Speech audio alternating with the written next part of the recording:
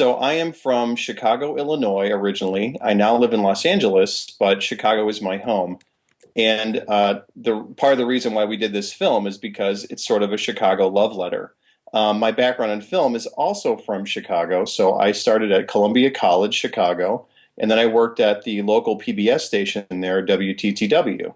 And so I've been sort of a PBS documentary guy ever since.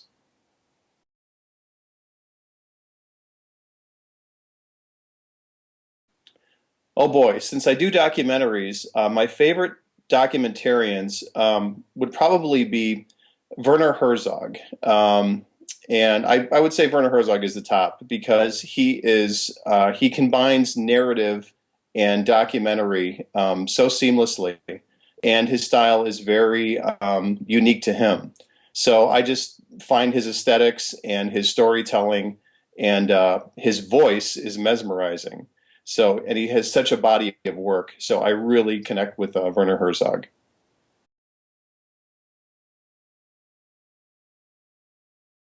The most difficult part about making this documentary, like a lot of documentaries, is funding and also staffing. This documentary was made with a very small team, a lot of help, but really there was three people who kind of made it come together. Myself, the director, writer John Davies, and executive producer and director of aircraft recovery photography, which is going underwater and doing all this stuff, Harvey Moshman.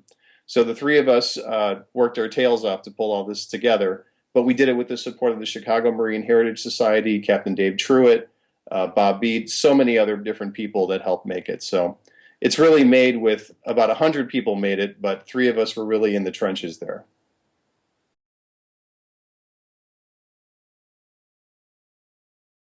What I'd like people to take away from this is that we had an aircraft carrier pilot qualification program back in the 40s that was done in a very unconventional way. And it speaks to the American spirit of just getting things done.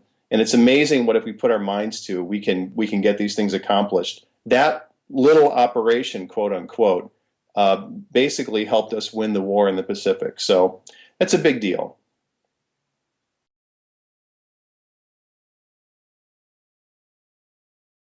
I'm not that interesting. I like finding interesting stories, but I did play in several bands for quite a long time before I got into television. So I still pursue music as a pastime and a hobby, and that would probably be the most interesting thing.